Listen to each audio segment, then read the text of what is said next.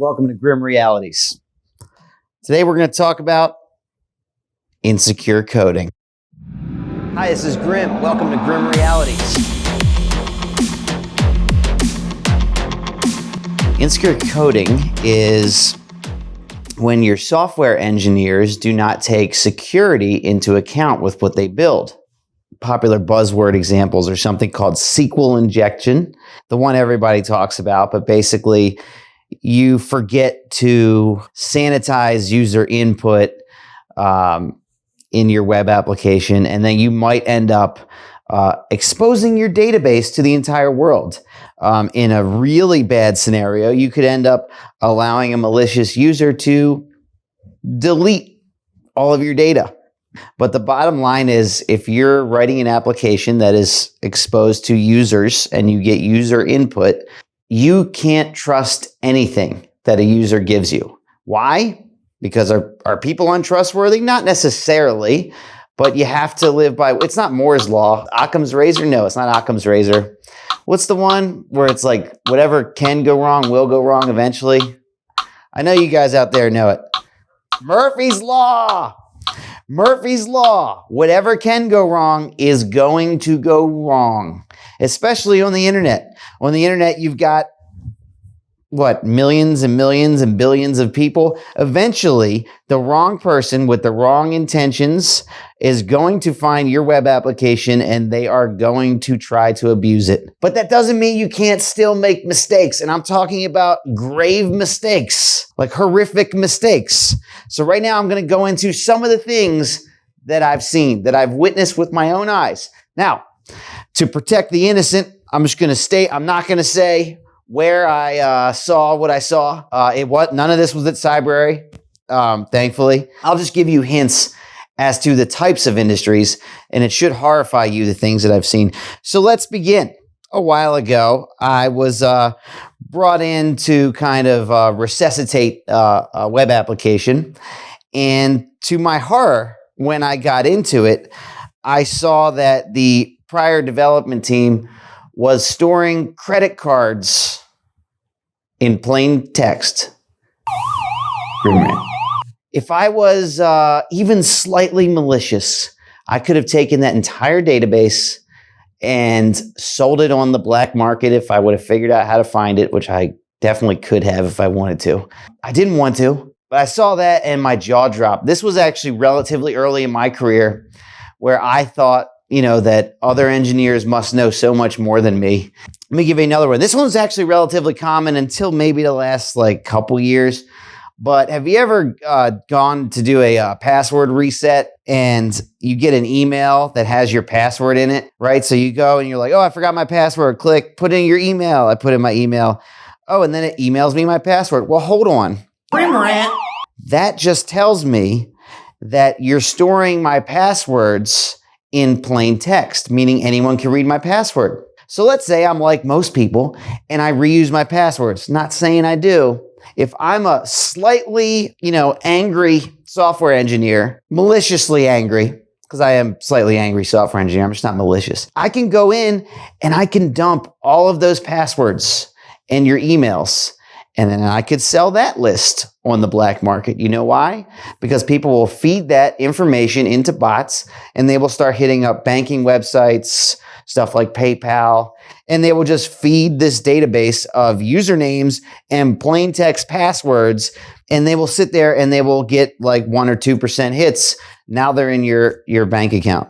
If you're getting an email, when you go to recover your password and it has your password in it, it means they're storing it in such a way that anyone can read it. There's no other way for them to store that password if they can't read it, because then how did they send it to you so you can read it?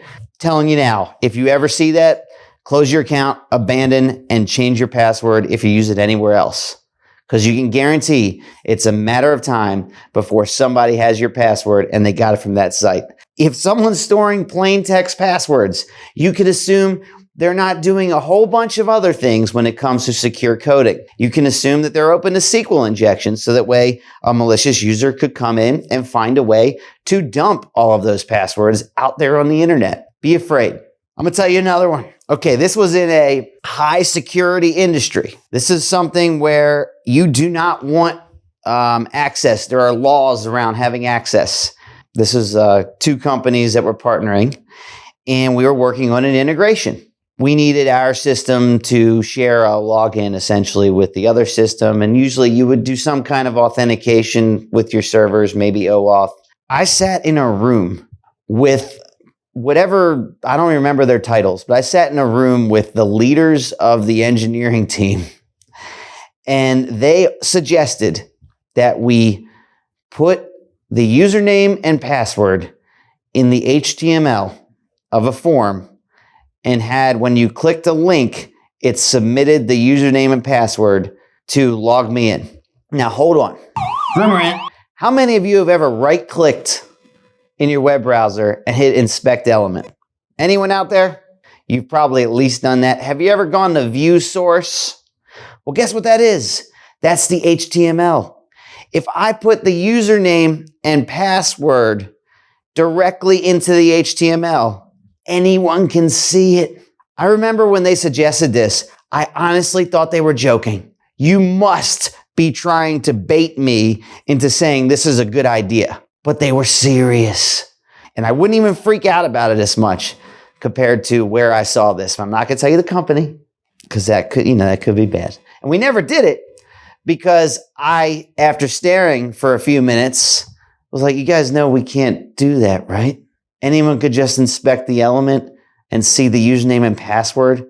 They literally, they were like, oh, you're just being too paranoid. I'm like, no, this is basic. This is like CISO 101. This isn't even CISO 101. This is secure coding 100, not even the 101. Grimm. And you understand, you don't just write out a username and password where everyone can see it, right? This is like your grandma putting a notepad on the monitor with the username and password, except the monitor is on the internet. And I walked away from that integration meeting thinking, my goodness, is there any hope for this world? So all this should go to show you that no matter what you try to do, all of the security controls, all of the processes that you put in place, they can all fall apart really fast if your developers, if your engineers, if the people who are in charge, if they don't know what they are doing from a security standpoint. And you don't have to be the greatest, most awesome pro ever at being secure, but you have to be thinking. You have to be thinking, can I break into this? Then I'm in trouble.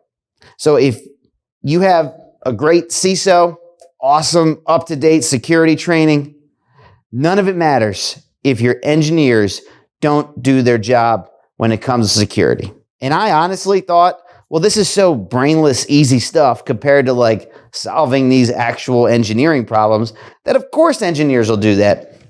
And I don't have an explanation for how what I have seen in the wild is actually real, but I've seen it. People are just that incompetent. So with that said, I'm going to use this to plug one of our courses. The course is called Secure Coding, and I highly recommend it for anyone is in charge of an engineering team and they want to make sure that their engineers at least have some baseline understanding of what secure coding is and what it means. Check out that course on Cybrary. This is Grimm Realities.